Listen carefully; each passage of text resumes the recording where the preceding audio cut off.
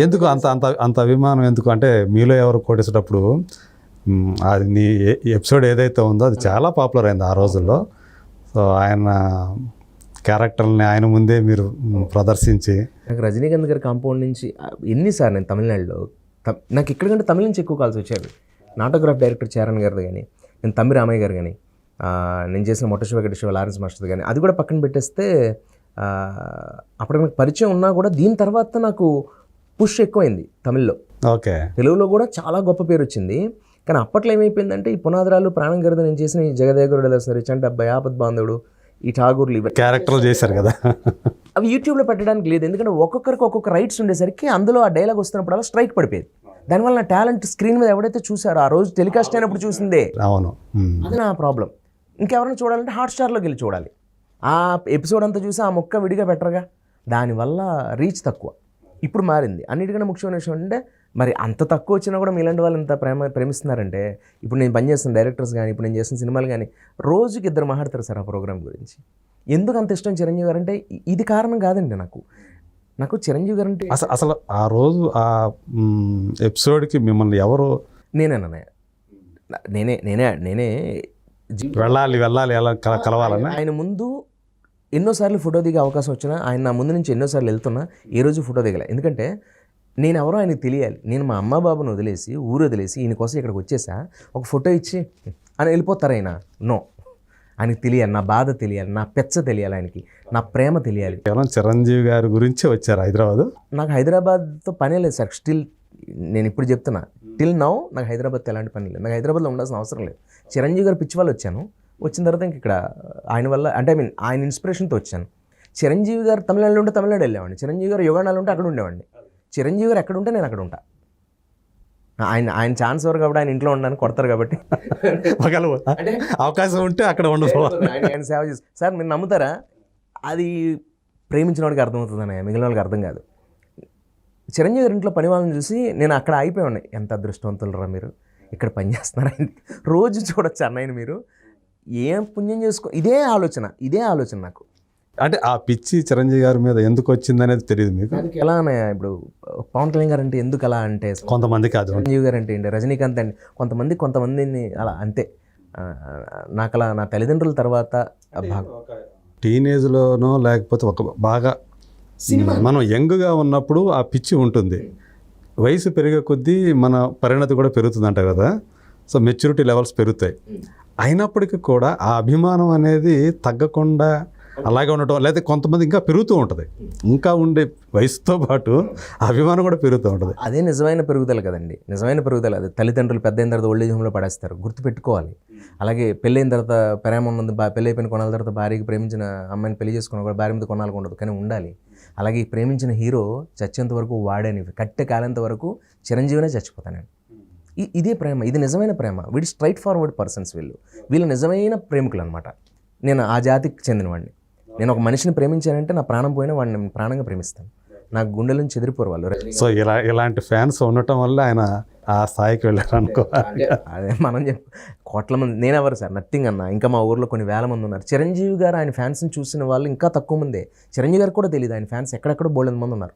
తెలుసు ఆయనకి ఇంతమంది పిచ్చి ఫ్యాన్స్ ఉంటారని, కానీ ఆయనకి పాపం వాళ్ళెవరో ఆయన చూడలే.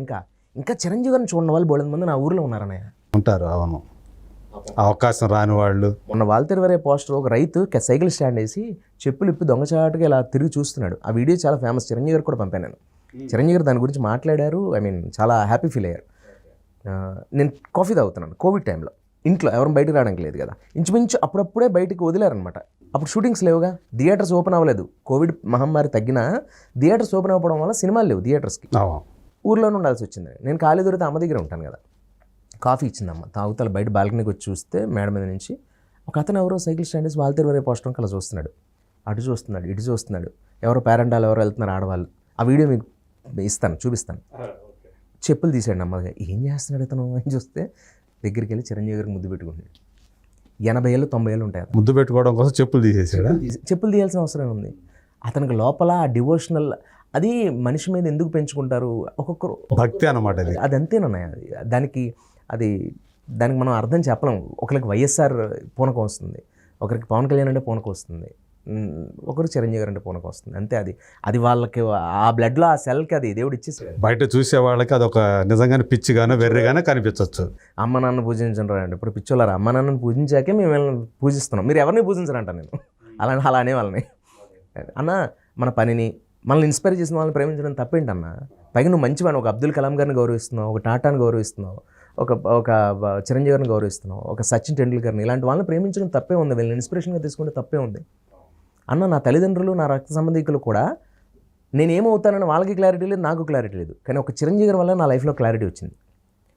చిరంజీవి గారు ఆయన కోసం, ఆయన బాగుపడడం కోసం, ఆయన ఎదగడం కోసం సినిమా ఇండస్ట్రీకి వస్తే ఆయన కోసమే వచ్చారు కదా. ఆయన ట్రంక్ పెట్టి పట్టుకుని మొగల్తూరు నుంచి బయలుదేరినప్పుడు ఎక్కడ ఆయన సినిమా పిచ్చితో ఎట్లయినా సినిమా యాక్టర్ కావాలి అంతే. సక్సెస్ ఆయన కష్టపడ్డాడు, ఆయనంతటా ఆయన కష్టపడ్డారు, ఆయన వచ్చారు పైకి.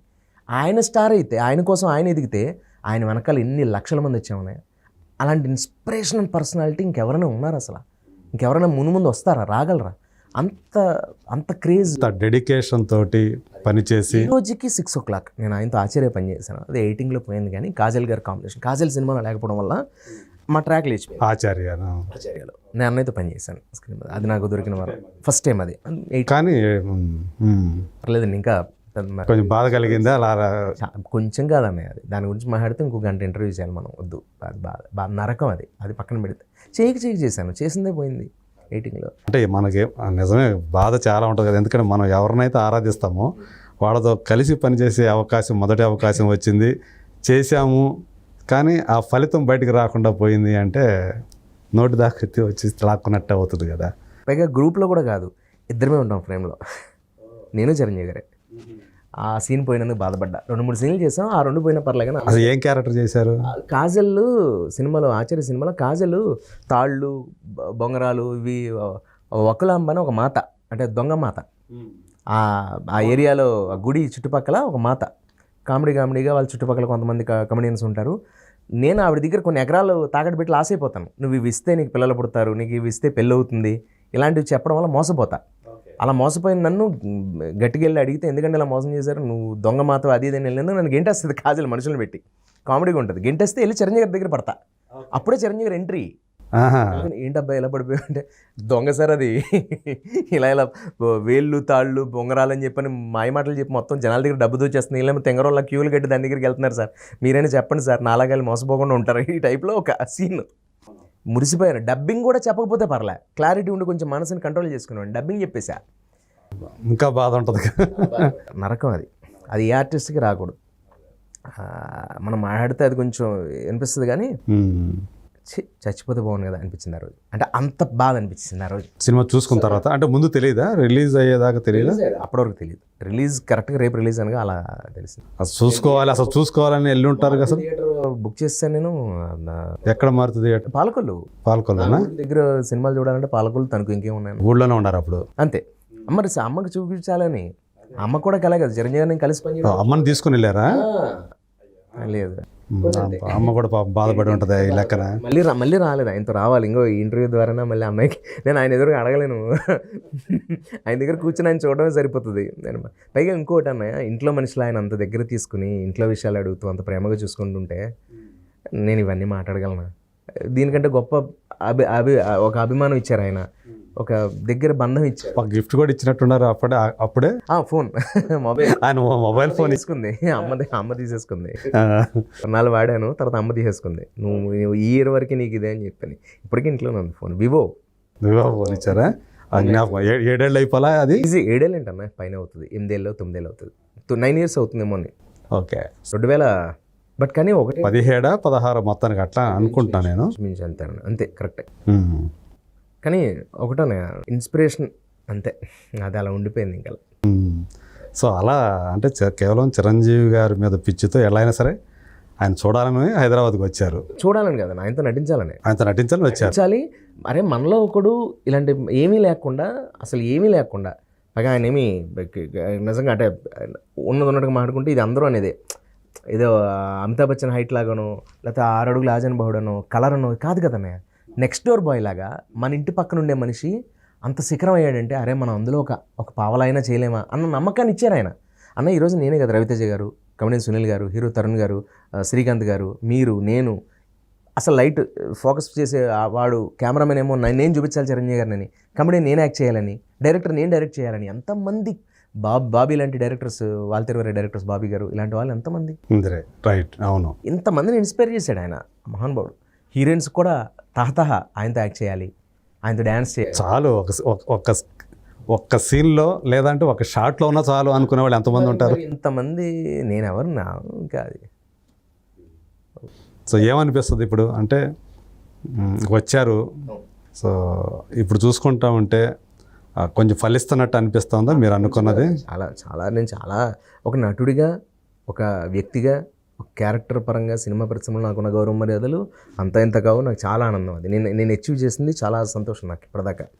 సో అంటే దయ అనే వెబ్ సిరీస్లో మాత్రం మంచి పేరు తీసుకొచ్చింది కదా మీకు అసలు ఓటీటీ ప్లాట్ఫామ్ మీద. 100% అన్న. అది credit goes to one and only director Pavan Sadhaneni, Pavan గారే. ఆయన లేకపోతే ఏమో మనకు అంత సీన్ లేదు, అందుకని అంత పట్టం కట్టాడు ఆయన. అవును, ఒక కీ రోల్ ఇచ్చి. ఫస్ట్ సినిమా నుంచి అన్న ప్రేమేష్ కాదలు, సేనాపతి, దయ, హ్యాట్రిక్, ముగ్గురం మీ ఇద్దరం. ఆయన మూడిట్లో మీరు చేశారు. అదే ఇప్పుడు కూడా ఫ్రెండ్ ఉన్నాయి, కాకపోతే ఇప్పుడు కమిటెన్ సినిమాలు ఆ డేట్స్కి ఇబ్బంది అవ్వకుండా నేను కాపాడుకోవాలి. అండ్ ఇప్పుడు ఒకటి రాబోతుంది.